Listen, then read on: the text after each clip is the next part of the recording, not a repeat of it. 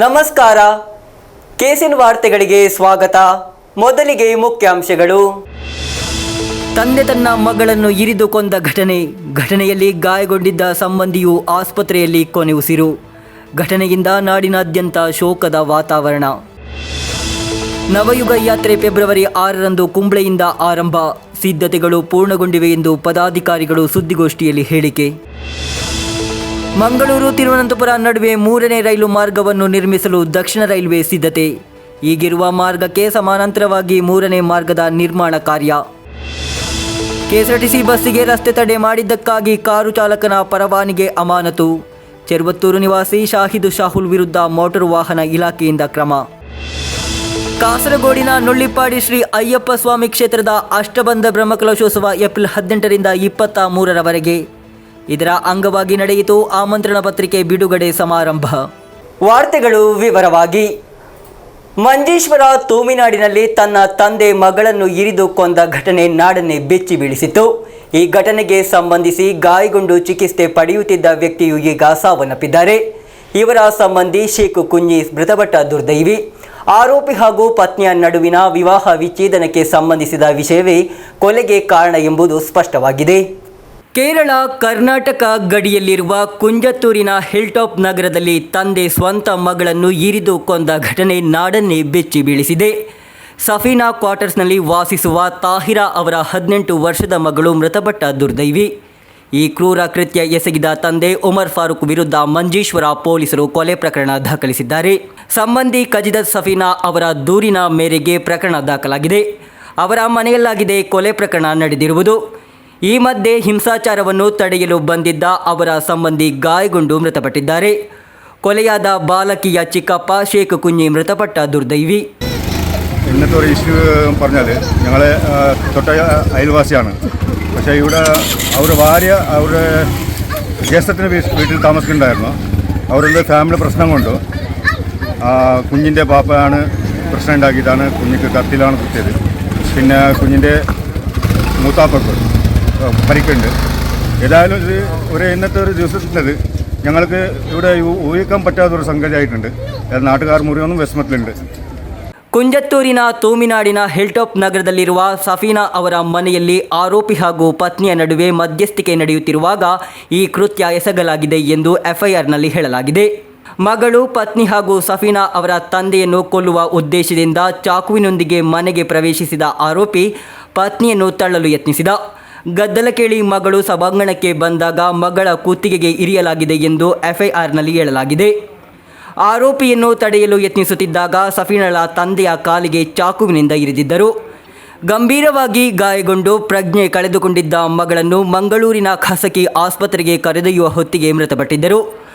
ಪತ್ನಿ ವಿಚ್ಛೇದನ ನೀಡುವ ನಿರ್ಧಾರದಿಂದ ಉಂಟಾದ ಘರ್ಷಣೆಯೇ ಘಟನೆಗೆ ಕಾರಣ ಎಂದು ದೂರಿನಲ್ಲಿ ಉಲ್ಲೇಖವಾಗಿದೆ. ಮಾದಕ ವ್ಯಸನಿಯಾಗಿರುವ ಆರೋಪಿಯು ತನ್ನ ಪತ್ನಿ ಹಾಗೂ ಮಗಳಿಗೆ ನಿರಂತರವಾಗಿ ಕಿರುಕುಳ ನೀಡುತ್ತಿದ್ದನೆಂದು ದೂರಿನಲ್ಲಿ ಹೇಳಲಾಗಿದೆ. Abdul Rehman Udyavara, news bureau, Manjeshwar. UDF ರಾಜ್ಯ ಸಮಿತಿಯ ನೇತೃತ್ವದಲ್ಲಿ ವಿರೋಧ ಪಕ್ಷದ ನಾಯಕ ವಿಡಿ ಸತೀಶನ್ ನೇತೃತ್ವದ ನವಯುಗ ಯಾತ್ರೆ ಫೆಬ್ರವರಿ 6ರಂದು ಸಂಜೆ 4 ಗಂಟೆಗೆ ಕುಂಬ್ಳೆಯಿಂದ ಆರಂಭವಾಗಲಿದೆ. ಸಭೆಯ ರಾಜ್ಯ ಮಟ್ಟದ ಉದ್ಘಾಟನೆಯನ್ನು ಸಂಸದ ಕೆಸಿ ವೇಣುಗೋಪಾಲ್ ನೆರವೇರಿಸಲಿದ್ದಾರೆ.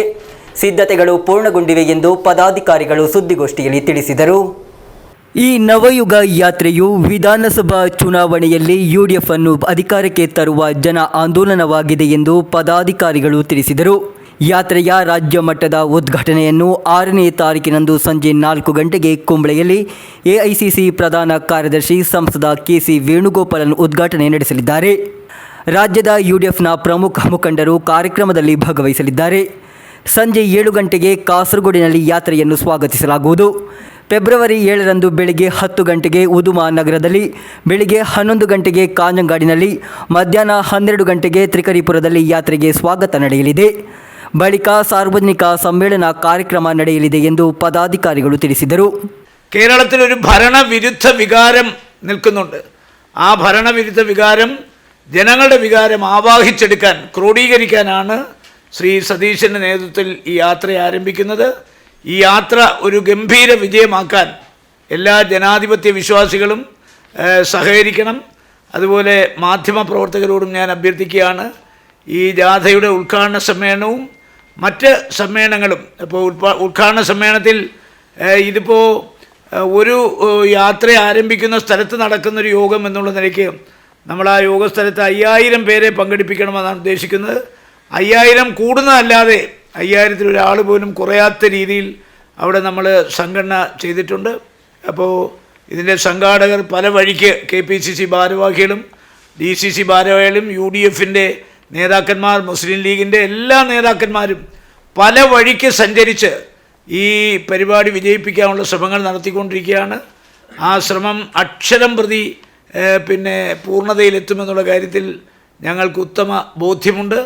അതുകൊണ്ട് കേരളത്തിലെ ജനങ്ങൾ ആഗ്രഹിക്കുന്ന ഒരു ഭരണമാറ്റം ഉണ്ടാക്കിയെടുക്കാൻ എല്ലാവരും സഹകരിക്കണമെന്നാണ് ഞങ്ങൾക്ക് അഭ്യർത്ഥിക്കാനുള്ളത്. ಸಂಘಟನಾ ಸಮಿತಿ ಮುಖ್ಯ ರಕ್ಷಾಧಿಕಾರಿ ಸಂಸದ ರಾಜಮೋಹನ್ ಉಣ್ಣಿತಾನ್, UDFನ ಜಿಲ್ಲಾ ಅಧ್ಯಕ್ಷ ಕಲ್ಲಟ್ರಾಮ ಇನ್ ಹಾಜಿ, DCC ಅಧ್ಯಕ್ಷ PK ಫೈಸಲ್, UDF ಸಂಚಾಲಕ ಎ ಗೋವಿಂದನ್ ನಾಯರ್, ಕಾರ್ಯದರ್ಶಿ ಜಡ್ಜ್ ಎ ಗೋವಿಂದನ್ ನಾಯರ್ ಮುಂತಾದವರು ಸುದ್ದಿಗೋಷ್ಠಿಯಲ್ಲಿ ಉಪಸ್ಥಿತರಿದ್ದರು. News bureau, Kasaragod. ಮಂಗಳೂರು ತಿರುವನಂತಪುರ ನಡುವೆ 3ನೇ ಮಾರ್ಗವನ್ನು ನಿರ್ಮಿಸಲು ದಕ್ಷಿಣ ರೈಲ್ವೆ ಸಿದ್ಧತೆ ನಡೆಸುತ್ತಿದೆ. ಈಗಿರುವ ಮಾರ್ಗಕ್ಕೆ ಸಮಾನಾಂತರವಾಗಿದೆ 3ನೇ ಮಾರ್ಗದ ನಿರ್ಮಾಣ ಕಾರ್ಯ ಕೈಗೊಂಡಿರುವುದು. ಮಂಗಳೂರಿನಿಂದ ತಿರುವನಂತಪುರಕ್ಕೆ 3ನೇ ರೈಲು ಮಾರ್ಗ ನಿರ್ಮಿಸಲು ದಕ್ಷಿಣ ರೈಲ್ವೆಯು ಸಿದ್ಧತೆ ನಡೆಸುತ್ತಿದೆ. ದಕ್ಷಿಣ ರೈಲ್ವೆಯ ಹೆಚ್ಚುವರಿ ಜನರಲ್ ಮ್ಯಾನೇಜರ್ ವಿಪಿನ್ ಕುಮಾರ್ ಈ ನಿಟ್ಟಿನಲ್ಲಿ ಭರವಸೆ ನೀಡಿದ್ದಾರೆ. 3ನೇ ಮಾರ್ಗವನ್ನು ಈಗಿರುವ ಮಾರ್ಗಕ್ಕೆ ಸಮಾನಾಂತರವಾಗಿ ನಿರ್ಮಿಸಲಾಗುವುದು ಎಂದು ಅವರು ಮಾಹಿತಿ ನೀಡಿದ್ದಾರೆ. ಇದಕ್ಕಾಗಿ DPR ಅಂತಿಮ ಹಂತದಲ್ಲಿದೆ. ವಿವರವಾದ ಯೋಜನಾ ವರದಿ ಪೂರ್ಣಗೊಂಡ ಬಳಿಕ ನಿರ್ಮಾಣಕ್ಕಾಗಿ ಹಣವನ್ನು ಹಂಚಿಕೆ ಮಾಡಲಾಗುವುದು. ಮಾರ್ಗ ಪೂರ್ಣಗೊಂಡ ಬಳಿಕ ಮಂಗಳೂರಿನಿಂದ ಶೋರ್ನೂರಿಗೆ 4ನೇ ಮಾರ್ಗವನ್ನು ನಿರ್ಮಿಸಲಾಗುವುದು ಎಂದು ಅಧಿಕಾರಿಗಳು ತಿಳಿಸಿದ್ದಾರೆ. ರೈಲುಗಳ ವೇಗವನ್ನು ಹೆಚ್ಚಿಸಲು ಕೇರಳದಲ್ಲಿ ನಿರ್ಮಾಣ ಕಾರ್ಯ ನಡೆಯುತ್ತಿದೆ. ಮಂಗಳೂರಿನಿಂದ ಶೋರ್ನೂರಿಗೆ 130 ಕಿಲೋಮೀಟರ್ ವೇಗದಲ್ಲಿ ರೈಲುಗಳನ್ನು ಓಡಿಸುವ ಕೆಲಸ ನಡೆಯುತ್ತಿದೆ. ಶೋರ್ನೂರಿನಿಂದ ಎರ್ನಾಕುಲಂಗೆ ಸೇವೆ ಪ್ರಸ್ತುತ 89 ಕಿಲೋಮೀಟರ್ ವೇಗದಲ್ಲಿ ಚಲಿಸುತ್ತಿದೆ. ಎರ್ನಾಕುಲಂನಿಂದ ಕೋಟೆಂ ಮೂಲಕ ತಿರುವನಂತಪುರಕ್ಕೆ 130 ಕಿಲೋಮೀಟರ್ ವೇಗದಲ್ಲಿ ರೈಲುಗಳನ್ನು ಓಡಿಸಲು ಆರಂಭಿಕ ಕ್ರಮಗಳನ್ನು ತೆಗೆದುಕೊಳ್ಳಲಾಗಿದೆ. ವೇಗ ಹೆಚ್ಚಿಸುವ ಕೆಲಸ 2026ರ ವೇಳೆಗೆ ಪೂರ್ಣಗೊಳ್ಳಲಿದೆ ಎಂದು ರೈಲ್ವೆ ಇಲಾಖೆ ಈ ಹಿಂದೆ ಘೋಷಿಸಿತ್ತು. ದಕ್ಷಿಣ ರೈಲ್ವೆ ಅಧಿಕಾರಿಗಳು ಇದಕ್ಕೆ ಕನಿಷ್ಠ 2 ವರ್ಷಗಳು ಬೇಕಾಗುತ್ತದೆ ಎಂದು ಸ್ಪಷ್ಟಪಡಿಸಿದ್ದಾರೆ. ಕೇರಳದಲ್ಲಿ 18,044 ಕೋಟಿ ಮೌಲ್ಯದ ನಿರ್ಮಾಣ ಕಾರ್ಯಗಳು ನಡೆಯುತ್ತಿದೆ ಎಂದು ದಕ್ಷಿಣ ರೈಲ್ವೆ ಘೋಷಿಸಿದೆ. ಹಿಂದಿನ ವರ್ಷಗಳಲ್ಲಿ ಬಜೆಟಿನಲ್ಲಿ ಘೋಷಿಸಲಾದ ಯೋಜನೆಗಳ ನಿರ್ಮಾಣವು ಪ್ರಸ್ತುತ ನಡೆಯುತ್ತಿದೆ. ಹಳೆಯ ಹಳಿಯನ್ನು ಹೊಸದರೊಂದಿಗೆ ಬದಲಾಯಿಸುವುದು, ಸುರಕ್ಷತೆಯನ್ನು ಖಚಿತಪಡಿಸಿಕೊಳ್ಳಲು ನಿರ್ಮಾಣ ಕಾರ್ಯಗಳು, ರೈಲ್ವೆ ನಿಲ್ದಾಣಗಳ ಆಧುನೀಕರಣ ಇತ್ಯಾದಿ ಇದರಲ್ಲಿ ಸೇರಿಕೊಂಡಿವೆ. ಕೇರಳದಲ್ಲಿ ತಲಾ 3 ವಂದೇ ಭಾರತ್ ಹಾಗೂ ಅಮೃತ ಭಾರತ್ ಎಕ್ಸ್ಪ್ರೆಸ್ ರೈಲುಗಳು ಕಾರ್ಯನಿರ್ವಹಿಸುತ್ತಿವೆ.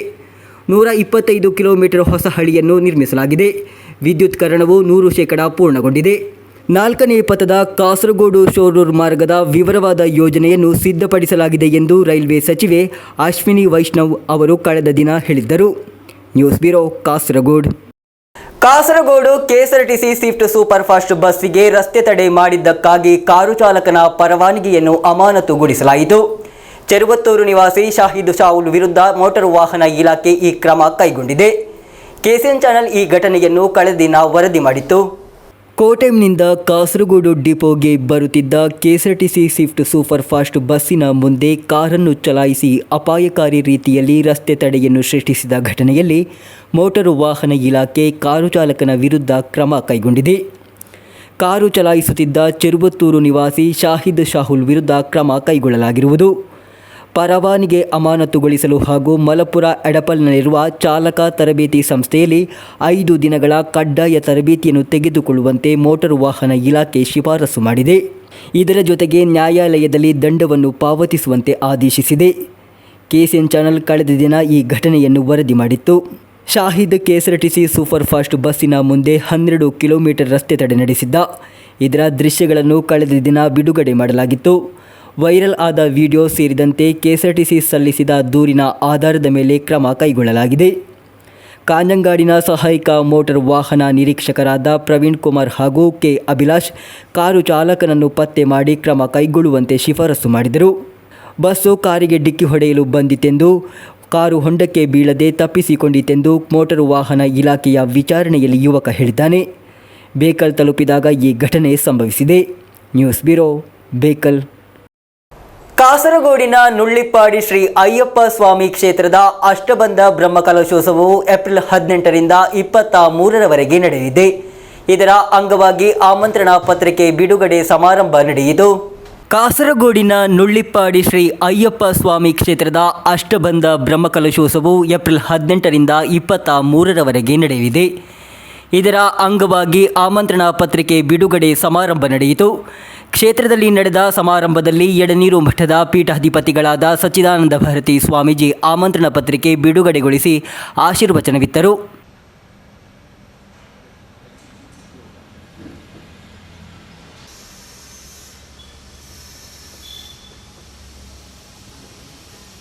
ಯಾವುದೇ ನಮ್ಮ ಕಾರ್ಯಗಳಿರಲಿ, ಅದು ಬ್ರಹ್ಮಕಲಶೋತ್ಸವ ಇರಲಿ, ದೇವಸ್ಥಾನದ ಜೀರ್ಣೋದ್ಧಾರ ಇರಲಿ, ಅಥವಾ ನಮ್ಮ ಸ್ವಂತ ಮನೆಗೆ ಕುಟುಂಬಕ್ಕೆ ಸಂಬಂಧಿಸಿದಂಥ ಕಾರ್ಯಕ್ರಮ ಇರಲಿ, ನಾವೆಲ್ಲ ದೇವರ ಮೇಲೆ ಭಾರವನ್ನು ಹಾಕಿಬಿಡ್ತೇವೆ.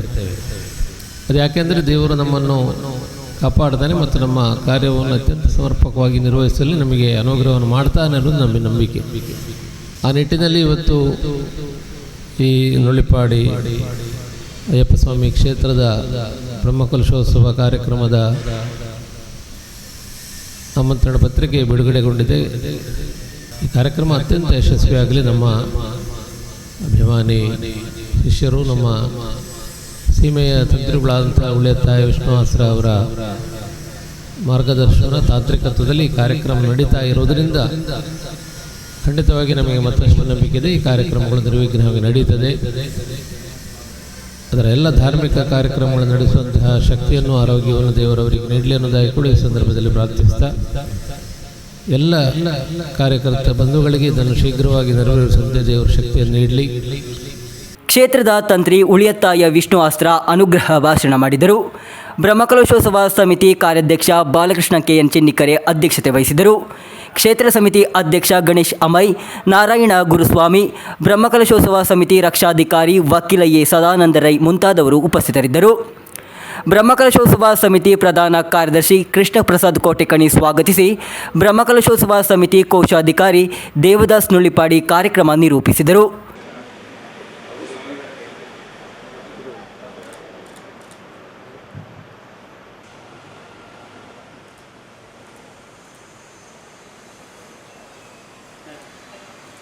News bureau, Kasaragod. ಕಾಸರಗೋಡಿನ ಶ್ರೀ ಗೋಪಾಲಕೃಷ್ಣ ಯಕ್ಷಗಾನ ಬೊಂಬೆಯಾಟ ಸಂಘದ ನೂತನ ಪರಿಕಲ್ಪನೆಯಾದ ಗಣ್ಯರೆಡೆಗೆ ಬೊಂಬೆಯ ನಡಿಗೆ ಅಭಿಯಾನಕ್ಕೆ ಶ್ರೀ ಕ್ಷೇತ್ರ ಧರ್ಮಸ್ಥಳದ ಧರ್ಮಾಧಿಕಾರಿ ಡಾಕ್ಟರ್ ಡಿ ವೀರೇಂದ್ರ ಹೆಗಡೆಯವರು ಚಾಲನೆ ನೀಡಿದರು. ಬೊಂಬೆಯಾಟ ಸಂಘದ ನಿರ್ದೇಶಕ ಹಾಗೂ ಪ್ರಧಾನ ಸೂತ್ರಧಾರಿ ಕೆವಿ ರಮೇಶ್ ನೇತೃತ್ವದಲ್ಲಿ ಬೊಂಬೆಯಾಟ ಪ್ರದರ್ಶನ ಜರುಗಿತು.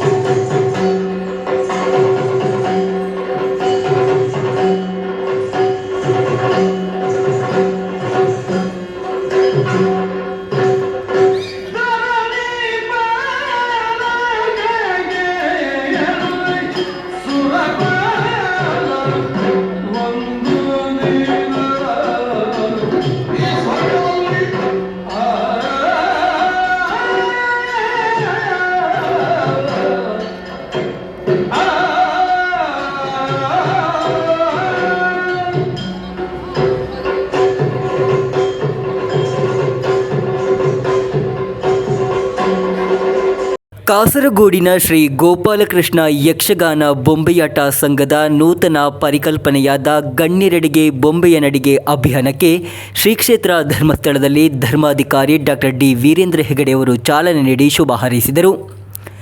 ಜಗದೀಶ ಕೂಡ್ಲು ಸ್ವಾಗತಿಸಿ ಕಾರ್ಯಕ್ರಮವನ್ನು ನಿರೂಪಿಸಿದರು. ರಾಧಾಕೃಷ್ಣ ಕೆ ಉಳಿಯತಡಕ ಪ್ರಾಸ್ತಾವಿಕ ನುಡಿಗಳನ್ನಾಡಿದರು. ಹೇಮಾವತಿ ಹೆಗಡೆ, ಶಿವರಾಮ ಕಾಸರಗೋಡು, ಅಚಲ್ ರಾವ್, ಶ್ರೀಕಾಂತ ಕಾಸರಗೋಡು ಮುಂತಾದವರು ಉಪಸ್ಥಿತರಿದ್ದರು.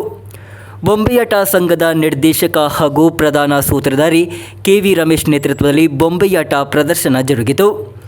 Tirumalesha KV, Sudarshan KV, Anish P, Manorama Edaneer, Bhavyashree Ballal ಸೂತ್ರಧಾರಿಗಳಾಗಿ ಭಾಗವಹಿಸಿದ್ದರು. ನರಕಾಸುರ ವಧೆ ಯಶಸ್ವಿ ಪ್ರದರ್ಶನವನ್ನು ಸಹಸ್ರಾರು ಸಂಖ್ಯೆಯ ಪ್ರೇಕ್ಷಕರು ಕರತಾಡನದೊಂದಿಗೆ ಸ್ವಾಗತಿಸಿದರು.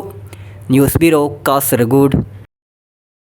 ಮಂಜೇಶ್ವರ ಬಿಆರ್ಸಿಯಲ್ಲಿ ಆಟದಂಗಳ ಶಿಬಿರ ನಡೆಯಿತು. ಮಂಗಲ್ಪಾಡಿ ಪಂಚಾಯತ್ ಅಧ್ಯಕ್ಷ golden Abdul Rehman plate topping ಆಟದೊಂದಿಗೆ ಶಿಬಿರವನ್ನು ಉದ್ಘಾಟಿಸಿದರು. ಸಮಗ್ರ ಶಿಕ್ಷಾ ಕೇರಳ 2025-26 ಸ್ಟಾರ್ SIG 1 ಆಟದಂಗಳ ಕಿಡ್ಸ್ ಅಥ್ಲೆಟಿಕ್ಸ್ ಪದ್ಧತಿ ಪ್ರಕಾರ ವಿದ್ಯಾರ್ಥಿಗಳಲ್ಲಿ ಕ್ರೀಡಾ ಮನೋಭಾವವನ್ನು ಹೆಚ್ಚಿಸಲು, ಶಾರೀರಿಕವಾಗಿ, ಮಾನಸಿಕವಾಗಿ ಸದೃಢಗೊಳಿಸಲು ರಾಜ್ಯದ ಎಲ್ಲ ಪ್ರೈಮರಿ ಸರ್ಕಾರಿ ಅನುದಾನಿತ ಶಾಲೆಗಳಿಗೆ ಸ್ಪೋರ್ಟ್ಸ್ ಕೇರಳ ಫೌಂಡೇಶನ್ ಸಹಕಾರದೊಂದಿಗೆ ಕ್ರೀಡಾ ಉಪಕರಣಗಳನ್ನು ಒಳಗೊಂಡ ಸ್ಪೋರ್ಟ್ಸ್ ಕಿಟ್ ಅನ್ನು ಒದಗಿಸಲಾಗಿದೆ. ಈ ಉಪಕರಣ ಫಲಪ್ರದವಾಗಿ ಬಳಸಿಕೊಳ್ಳಲು ಪ್ರತಿ ಶಾಲೆಯಿಂದ ಒಂದೊಂದು ಅಧ್ಯಾಪಕರಿಗೆ ವಿಶೇಷ ವಿನೂತನ ಶಿಬಿರವನ್ನು ಹಮ್ಮಿಕೊಳ್ಳಲಾಯಿತು. ಮಂಗಲ್ಪಾಡಿ ಪಂಚಾಯತ್ ಅಧ್ಯಕ್ಷ ಗೋಲ್ಡನ್ ಅಬ್ದುಲ್ ರೆಹಮಾನ್ ಆಟದೊಂದಿಗೆ ಶಿಬಿರವನ್ನು ಉದ್ಘಾಟಿಸಿದರು. ಮಂಜೇಶ್ವರ ಉಪಜಿಲ್ಲಾ ವಿದ್ಯಾಧಿಕಾರಿ ಜಾರ್ಜ್ ಕ್ರಾಸ್ತಾ ಅವರ ಅಧ್ಯಕ್ಷತೆಯಲ್ಲಿ ನಡೆದ ಶಿಬಿರದಲ್ಲಿ DPO ಕಾಸರಗೋಡಿನ ಸಮಗ್ರ ಶಿಕ್ಷಾ ಜಿಲ್ಲಾ ಕೋಆರ್ಡಿನೇಟರ್ ಅಗಸ್ಟಿನ್ ಬರ್ನಾರ್ಡ್ ಅವರು ಸುಮಾರು 18 ಆಟದೊಂದಿಗೆ ನಡೆಯಲಿರುವ ಶಿಬಿರದ ಉದ್ದೇಶವನ್ನು ತಿಳಿಸಿದರು.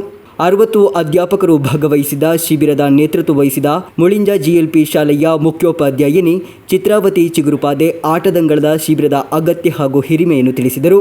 BRCಯ ತರಬೇತುದಾರರಾದ ಸುಮಯ್ಯ ಟೀಚರ್ ಸ್ವಾಗತಿಸಿ ಕೋಆರ್ಡಿನೇಟರ್ ಶ್ಯಾಮಲಾ ಧನ್ಯವಾದವಿತ್ತರು. ಮಂಜೇಶ್ವರದ ಸ್ಪೆಷಲಿಸ್ಟ್ ಅಧ್ಯಾಪಕರಾದ ಗೋಪಿ ಹಾಗೂ ಮೊಯ್ದೀನ್ ಕುಂಜಿ ತರಬೇತುದಾರರಾಗಿ ಆಗಮಿಸಿದರು. News bureau, Kasaragod. ಮೊಗ್ರನ್ ರಾಷ್ಟ್ರೀಯ ವೇದಿಯು ಹುತಾತ್ಮ ದಿನದಂದು ಸ್ಮರಣಾರ್ಥ ಕಾರ್ಯಕ್ರಮವನ್ನು ಆಯೋಜಿಸಿತು. ಸಾಂಸ್ಕೃತಿಕ ಕಾರ್ಯಕರ್ತ ಹಮೀದ್ ಕಾವಿಲ್ ಉದ್ಘಾಟಿಸಿದರು. നമുക്ക് മുന്നിൽ തെളിയുന്നത് വഴിവക്കിൽ കാണുന്ന വലിയ പ്രതിമയല്ല, അദ്ദേഹം നടന്നുപോയ വഴിത്താരകളാണ് നമ്മുടെ ജീവിതത്തിൽ നമ്മൾ പകർത്തി വെക്കേണ്ടത് എന്ന് പറയുവാൻ ഞാൻ ഈ വേദി ഉപയോഗിക്കുകയാണ്. ചെറിയ ജീവിതത്തിലൂടെ വലിയ സത്യങ്ങൾ നമ്മൾക്ക് മുമ്പിൽ പറഞ്ഞു തന്ന മഹാത്മജി ഒരു മനുഷ്യൻ്റെ നിശബ്ദമായ നടപ്പാതയായാണ് എനിക്ക് തോന്നിയിട്ടുള്ളത്. അവർ കടന്നുപോയ ഓരോ വഴിത്താരകളാണ് ചരിത്രം അതിൻ്റെ സ്വന്തം ലിപികളാൽ കുറിക്കപ്പെട്ട യാഥാർത്ഥ്യം ഉൾക്കൊള്ളുന്ന ഒരു രാഷ്ട്രത്തിൻ്റെ നിർമ്മിതിയിലേക്കാണ് എത്തപ്പെട്ടത് എന്നുള്ള കാര്യത്തിൽ സംശയമില്ല. അഹിംസയിലൂന്നിയ ജീവിത ചക്രം മുമ്പോട്ട് തിരിക്കുമ്പോൾ അതൊരു ആയുധമായിട്ടല്ല അഹിംസയെ മഹാത്മജി നമ്മോട് കണ്ടത്, നമ്മൾക്കായി കണ്ടത്. അത് അദ്ദേഹത്തിൻ്റെ ജീവിതത്തിൻ്റെ ശ്വാസമായിട്ടാണ് അടയാളപ്പെട്ടിട്ടുള്ളത്. ഇങ്ങനെ ജീവിതത്തിൻ്റെ സമസ്ത മേഖലയിലും ഒരു കയ്യൊപ്പ് ചാർത്തി കടന്നുപോയ മഹാത്മജിയുടെ ഓർമ്മകൾ നമ്മുടെ കുട്ടികളിലേക്ക് പകർന്നു നൽകുന്നതിന് പകരം ഇന്ന് പുനഃസൃഷ്ടിക്കപ്പെട്ട ചരിത്രത്തിലൂടെയാണ് നമ്മുടെ കുട്ടികളെ വിദ്യാഭ്യാസത്തിൻ്റെ അനുജന്യപൂർണമായ ജീവിത രീതിയിലേക്ക് തള്ളിവിട്ടുകൊണ്ടിരിക്കുന്നുണ്ട് എന്നുള്ളത് കാര്യത്തിൽ നമുക്ക് സംശയമില്ല. ಅಧ್ಯಕ್ಷ AM ಸಿದ್ದಿಕ್ ರೆಹಮಾನ್ ಸಮಾರಂಭದ ಅಧ್ಯಕ್ಷತೆ ವಹಿಸಿದರು. TK ಜಾಫರ್ ಸ್ಮರಣಾರ್ಥ ಭಾಷಣ ಮಾಡಿದರು. ಉಪಾಧ್ಯಕ್ಷ KP ಮೊಹಮ್ಮದ್ ಸ್ಮಾರ್ಟ್, ಜೊತೆ ಕಾರ್ಯದರ್ಶಿ ಮೊಹಮ್ಮದ್ ಅಸ್ರಫ್ ಸಾಹಿಬ್, ರಾಷ್ಟ್ರೀಯ ವೇದಿಯ ಹಿರಿಯ ಸದಸ್ಯ Hamid ಪೆರ್ವಾಡ್, Abdul Rahman, MA Musa, HA Ibrahim, Khader ಮೊಗ್ರಲ್, HM Karim, MS Mohammed Kunhi ಮುಂತಾದವರು ಉಪಸ್ಥಿತರಿದ್ದರು. ಕಾರ್ಯದರ್ಶಿ PM ಮೊಹಮ್ಮದ್ ಕುಂಜಿ ಟೈಲ್ಸ್ ಸ್ವಾಗತಿಸಿ MGA ರೆಹಮಾನ್ ಧನ್ಯವಾದವಿತ್ತರು. News bureau, Kasaragod. ಕೊನೆಯಲ್ಲಿ ಮತ್ತೊಮ್ಮೆ ಮುಖ್ಯಾಂಶಗಳು. ತಂದೆ ತನ್ನ ಮಗಳನ್ನು ಇರಿದು ಕೊಂದ ಘಟನೆಯಲ್ಲಿ ಗಾಯಗೊಂಡಿದ್ದ ಸಂಬಂಧಿಯು ಆಸ್ಪತ್ರೆಯಲ್ಲಿ ಕೊನೆಯುಸಿರು. ಘಟನೆಯಿಂದ ನಾಡಿನಾದ್ಯಂತ ಶೋಕದ ವಾತಾವರಣ. ನವಯುಗ ಯಾತ್ರೆ ಫೆಬ್ರವರಿ 6ರಂದು ಕುಂಬ್ಳೆಯಿಂದ ಆರಂಭ. ಸಿದ್ಧತೆಗಳು ಪೂರ್ಣಗೊಂಡಿವೆ ಎಂದು ಪದಾಧಿಕಾರಿಗಳು ಸುದ್ದಿಗೋಷ್ಠಿಯಲ್ಲಿ ಹೇಳಿಕೆ. ಮಂಗಳೂರು ತಿರುವನಂತಪುರ ನಡುವೆ 3ನೇ ರೈಲು ಮಾರ್ಗವನ್ನು ನಿರ್ಮಿಸಲು ದಕ್ಷಿಣ ರೈಲ್ವೆ ಸಿದ್ಧತೆ. ಈಗಿರುವ ಮಾರ್ಗಕ್ಕೆ ಸಮಾನಾಂತರವಾಗಿ 3ನೇ ಮಾರ್ಗದ ನಿರ್ಮಾಣ ಕಾರ್ಯ. KSRTC ಬಸ್ಸಿಗೆ ರಸ್ತೆ ತಡೆ ಮಾಡಿದ್ದಕ್ಕಾಗಿ ಕಾರು ಚಾಲಕನ ಪರವಾನಗಿ ಅಮಾನತು. ಚೆರುವತ್ತೂರು ನಿವಾಸಿ ಶಾಹಿದ್ ಶಾಹುಲ್ ವಿರುದ್ಧ ಮೋಟಾರು ವಾಹನ ಇಲಾಖೆಯಿಂದ ಕ್ರಮ. ಕಾಸರಗೋಡಿನ ನುಳ್ಳಿಪಾಡಿ ಶ್ರೀ ಅಯ್ಯಪ್ಪ ಸ್ವಾಮಿ ಕ್ಷೇತ್ರದ ಅಷ್ಟಬಂಧ ಬ್ರಹ್ಮಕಲಶೋತ್ಸವ ಏಪ್ರಿಲ್ 18ರಿಂದ 23ರವರೆಗೆ. ಇದರ ಅಂಗವಾಗಿ ನಡೆಯಿತು ಆಮಂತ್ರಣ ಪತ್ರಿಕೆ ಬಿಡುಗಡೆ ಸಮಾರಂಭ. ಇಂದಿನ ವಾರ್ತಾ ಸಂಚಿಕೆ ಇಲ್ಲಿಗೆ ಮುಕ್ತಾಯವಾಯಿತು. ಮುಂದಿನ ವಾರ್ತಾ ಸಂಚಿಕೆಯೊಂದಿಗೆ ಮತ್ತೆ ಭೇಟಿಯಾಗೋಣ. ವಂದನೆಗಳು.